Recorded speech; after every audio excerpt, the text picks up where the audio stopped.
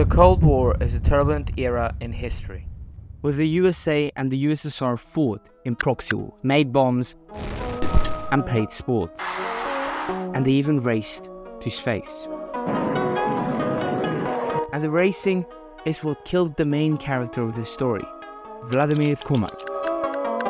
This story was supposed to be about Komarov's death, but instead it showed me so much more about how the Soviet Union, and currently Russia, works.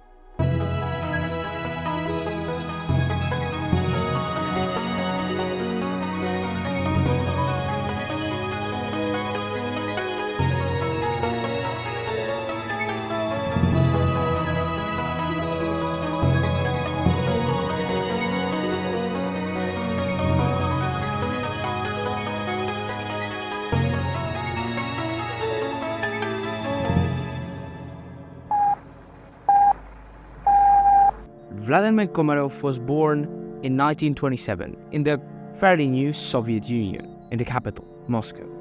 He joined the Soviet Air Force at the age of 15, and he was trained to become a pilot, that he later became in 1949. On the 12th of April 1961, Yuri Alexeyevich was the first man in space. Vladimir was apparently pretty good friends with Yuri. In 1964, Vladimir became the first pilot to carry more than one person to space. 2 years prior, Kennedy had already given his moon speech that said, "We choose to go to the moon in this decade and do the other things, not because they are easy, but because they are hard." This made it so back in the USSR, the pressure was on.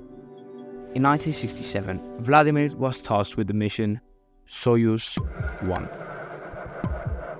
The mission had the intention to send a pilot up alone in space. Then the pilot would deck with another spacecraft in orbit. Vladimir was assigned to do this. If Vladimir said he didn't want to do it, Yuri, the first man in space, would do it. Leonid Brezhnev wanted to stage a spectacular mid-space meeting between two Soviet spaceships. If it was a success, it would be perfect for the 50th anniversary of the Communist Revolution.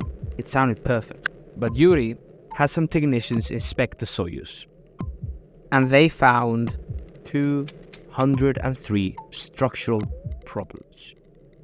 203. Yuri said that the flight should be postponed. He started writing a 10-page memo about it, to send it to the leader of the Soviet Union.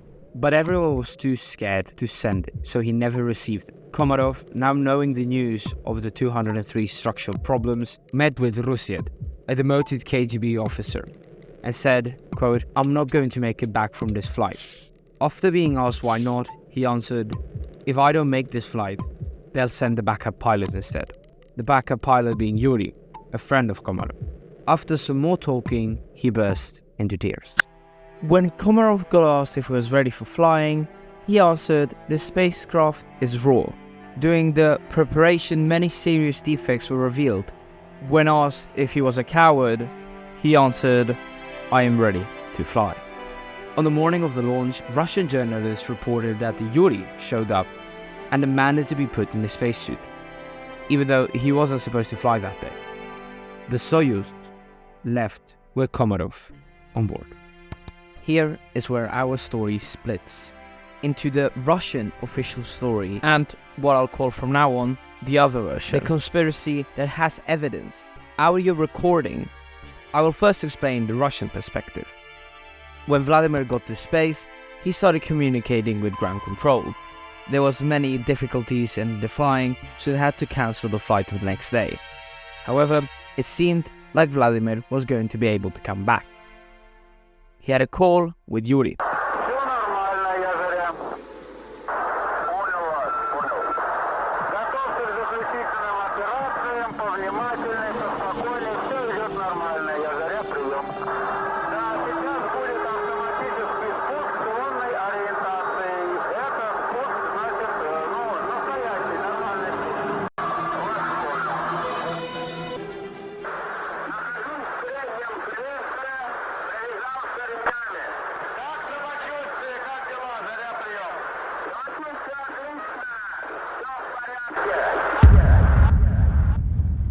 Those were the last official words of Vladimir Komarov, according to the Russian or Soviet government.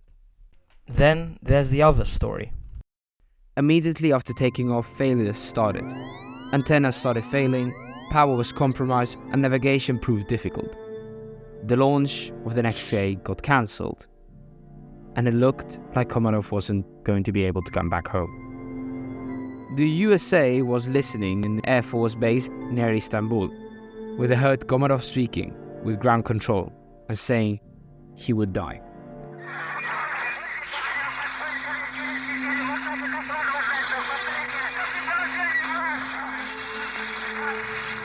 Afterwards, he joined a call with Alexei Kosyin and his wife. He told his wife what to tell the children. Everyone in that call was crying. Eventually, the capsule started falling. US intelligence, quote, picked up on cries of rage as he plunged to his death. The cause is usually given to the parachute not opening properly. No matter what story you listen to, this is a horrible death.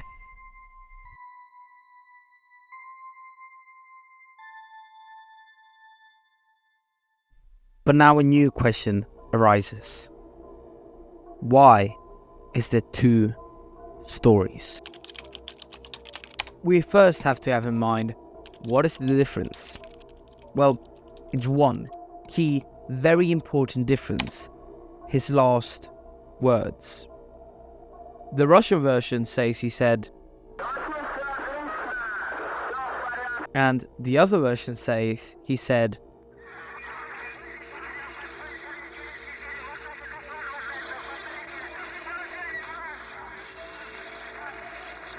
the answer to this question is very simple.